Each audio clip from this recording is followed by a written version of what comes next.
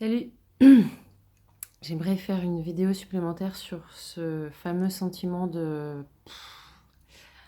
Et la raison pour laquelle je la fais maintenant, en fait on est samedi, euh, c'est que là je le ressens. Et que voilà, j'ai pas envie de faire, de parler de quelque chose que je ne ressens pas dans le moment, dans la mesure du possible, même si parfois il faut se forcer, mais je pense qu'il y a des choses, des fois, sur lesquelles il est nécessaire en fait de ressentir le truc dans l'instant. Et à mon avis, ça en fait partie, parce que ça fait partie des choses, là, ce ressenti-là, il fait partie des choses sur lesquelles, euh, bah, pour lesquelles comment dire, on va bien se connecter, quoi. Parce que c'est quelque chose que tellement de personnes ressentent. Et la preuve dans les commentaires et les retours que j'ai reçus suite à la vidéo. Donc, de quoi est-ce qu'il est composé? Alors, enfin, ce dont je me suis rendu compte en faisant la première vidéo sur ce ressenti, qui était la troisième vidéo en tout, c'est que, donc voilà, il était composé de toutes les raisons, toutes les choses que je faisais, ou que je croyais, que je pensais, euh, et qui me freinaient, et dont j'étais pas vraiment consciente.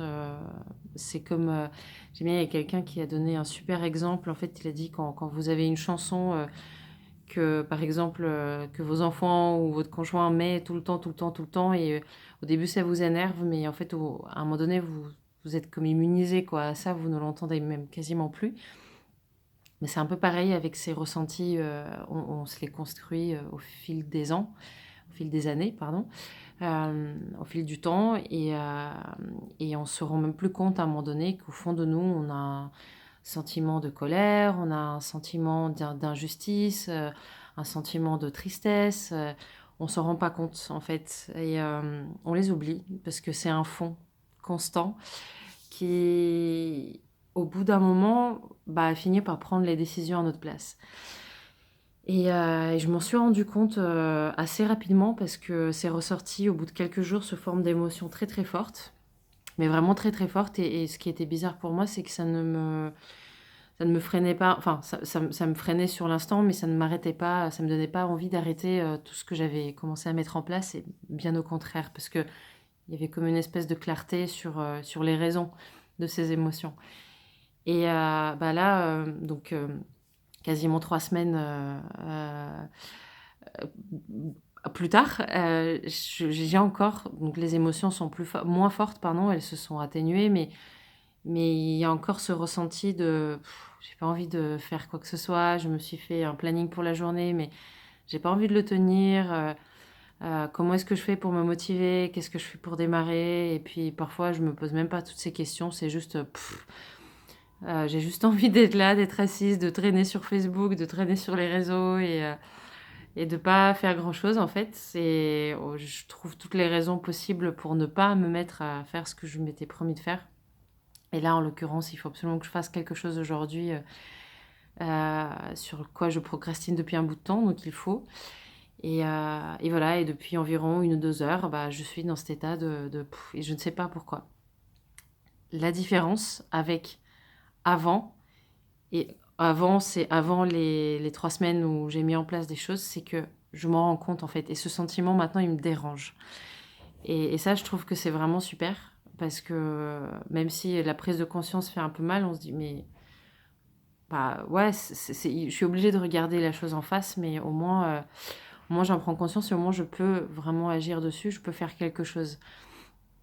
Et alors qu'avant, c'est pas que c'était tout le temps comme ça, j'avais bien évidemment des moments super, mais ce sentiment, il me dérangeait moins, parce que j'avais moins la sensation qu'il me freinait dans quoi que ce soit, parce que bah, je n'essayais pas de faire euh, quoi que ce soit. C'est bien évidemment exagéré, parce que mon entreprise, elle date d'il y a un petit bout de temps déjà, donc je fais des choses, mais là, c'est comme voilà, j'ai une vraie reprise en main, quoi. Et du coup, ce ressenti, bah, il me dérange vraiment, vraiment, quoi.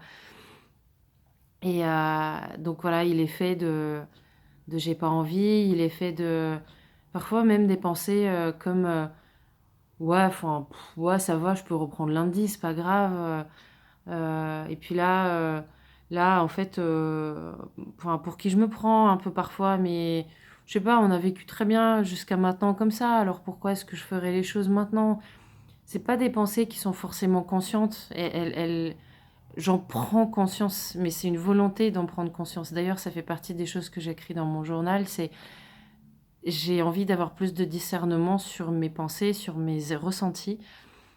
Et j'apprends aussi petit à petit à appliquer ce que Mel Robbins appelle sa règle des 5 secondes. C'est que quand on ressent quelque chose comme ça et qu'on sait, à côté de ça, on sait ce qu'on devrait être en train de faire ou ce qu'on devrait faire là maintenant pour aller bien, pour reprendre les choses en main, bah en fait, on compte 5, 4, 3, 2, 1 et hop, on y va.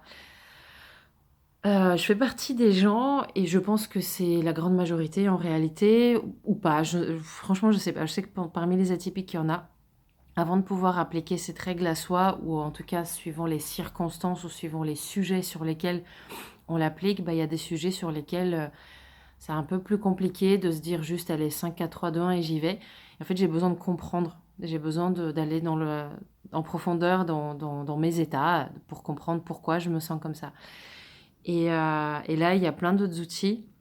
Donc promis, c'est la prochaine vidéo. Je vais vous raconter à mon échelle ce que je fais et qui me permet de mieux me comprendre au fur et à mesure. Et ce sont des choses qui marchent dans la durée. C'est pas des miracles, mais moi, ça m'aide.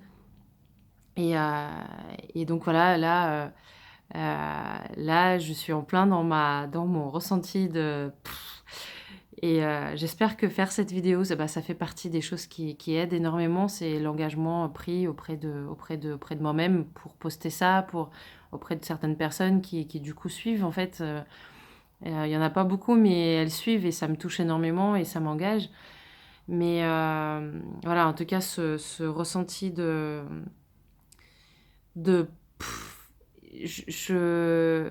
j'apprends à le respecter aussi, dans le sens où pas être indulgente avec parce que il a fait son temps. Aujourd'hui, il ne me sert plus à rien, en fait, mais de respecter mon ressenti parce qu'il est là et parce qu'il y a une bonne raison pour qu'il soit là, en fait. Et je pense que c'est une étape qui est super importante, qui est souvent négligée dans tout ce qui est psychologie positive, à mon sens, hein, et dans tout ce qui est coaching un peu à la dure. On ne prend pas le temps de faire état de ce qu'il y a en nous là maintenant.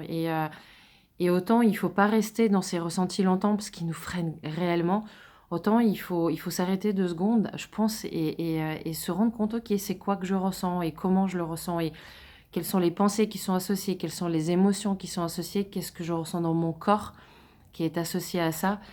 Et si je change et une fois que j'ai fait l'état de ça, hem cette vidéo, elle va pas dépasser 10 minutes, c'est promis. Mais elle est juste un petit peu plus longue, mais c'est important. Une fois que j'ai fait l'état de ces ressentis, là, je peux commencer à bouger. Mais là, je peux commencer à agir probablement sur ma posture ou peut-être employer des choses que j'ai apprises pour agir sur les émotions. Sur les pensées, pour moi, c'est un peu plus compliqué. Le 5, 4, 3, 2, 1, il fonctionne parfois, mais pas à chaque fois. Mais je peux peut-être changer ma posture, je peux peut-être aller faire un tour, même faire un tour de mon salon, mais au moins ça change la physiologie et ça change déjà des choses. Ça apporte de nouvelles pensées, une espèce de fraîcheur. Et commencer à agir comme ça et voilà, donc là, l'action que j'ai prise aujourd'hui, c'est d'enregistrer cette vidéo en me disant: «Bah, déjà, je fais état de ça en direct, presque, heu j'en parle et en revanche, ne pas s'arrêter à ça. Ne vraiment pas s'arrêter à ça. Ça, c'est un engagement qu'on doit tous prendre avec soi-même si on veut vraiment un jour, arriver à ce dont on rêve.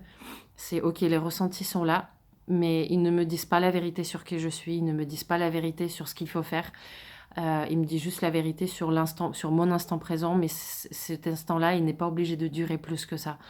Et l'engagement, il est là, en fait. Donc tout le monde ressent ça, je peux le garantir vraiment, hein. Tout le monde en parle, peut-être pas aussi longuement, mais je sais que pour les atypiques, c'est important, d'en parler peut-être un petit peu plus parce qu'on est un peu accroché à nos émotions, en fait. Mais c'est pas une raison même si on est atypique et si on est accroché à nos émotions, c'est pas une raison pour laisser ces émotions guider et décider à notre place. Et voilà, ça va être le mot de la fin, donc courage à tous et à moi.